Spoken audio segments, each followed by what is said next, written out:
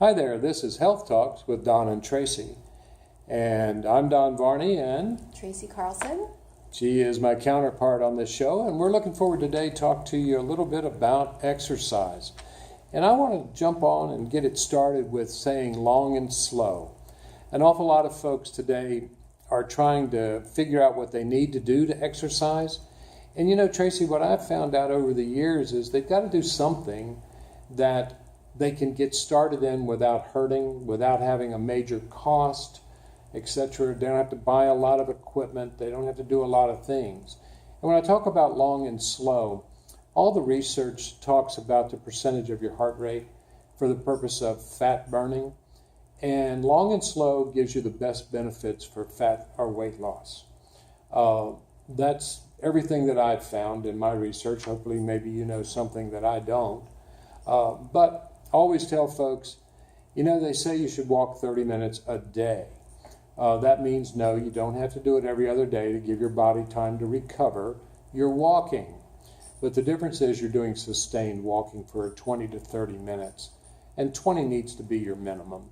30 should be ideal. Now, are there other exercises that you can do after you get that 20 to 30 minutes slow and long in?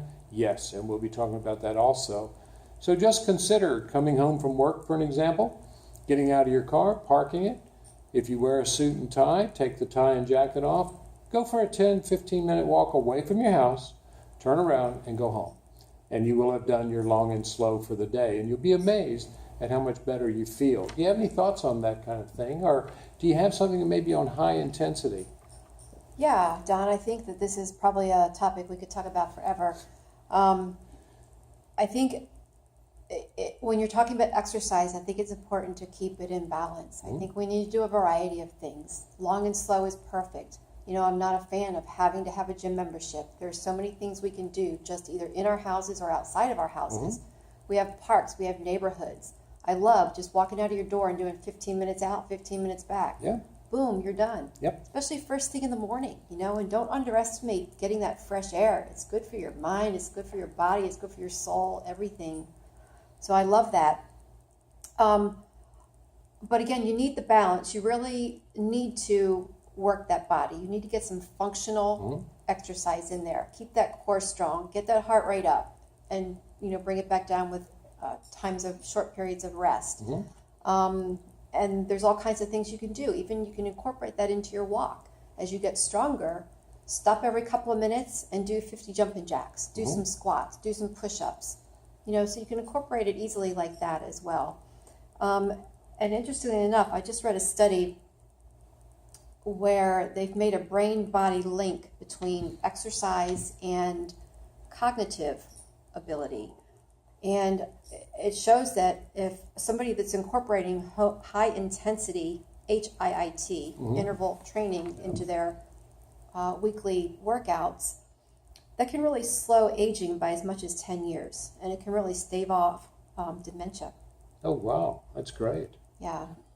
You know, I know that you were very much an athlete and still are today. And, you know, I was fortunate enough to get to play at the world-class level and also at the professional level.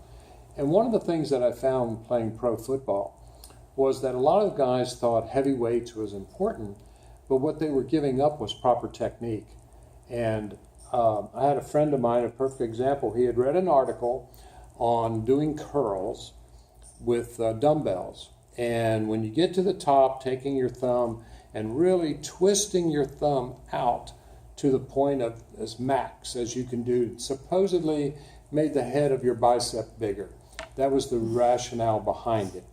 Well, he was doing that, and I kept watching him, and finally I got a chance to chat with him one day, and I said, how's that working? He said, you know, my elbows hurt since I've started doing these curls. And I said, well, the reason is you're twisting your arm at the top, and you're twisting your elbow, holding the weight the whole stop. So stop that, and don't do that anymore. Do it properly. Pull it straight up, and that's all you need to do. And he started doing that. About a week later, he got back with me and said, man, the pain's gone. And I said, don't jump on everything that's in a magazine. Yeah. Stay basic. Keep it in a straight line when you're working out. Unless you're a competitive bodybuilder or something like that, you don't need to do those things. You know, they're doing it for that point, but they don't do it every day. And most of us that go to the gym will go every week after week after week, and that's where we beat our bodies up. What do you think? Anything along the proper technique important to you? Guys and their biceps, huh? Yeah. Well, you know what they say, curls for the girls.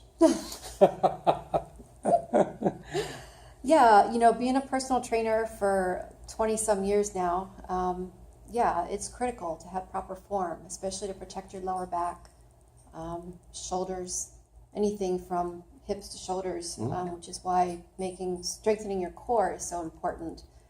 But I think getting back to the balance thing, like, don't think that you have to get out there and run. No, you don't ever have to run in your life. Right. And if you're stuck as to how to exercise, where to start, what to do, think about what you like to do as a kid. Did you like to ride a bike? Did you like to jump on the trampoline? Swim. Perfect. And you know, trampolines, I have a mini trampoline I use at home. 30 minutes and I'm watching a TV show. It goes by just like that. And you know, it also has some other benefits, not just heart health, but that kind of gentle pounding on the bottoms of your feet, trampolines, especially the rebounding, it drains your lymphatic system, which is, you know, that's all waste products. So it's very, very detoxifying to your body. Well, you know, gosh, again, we've run into a great topic here.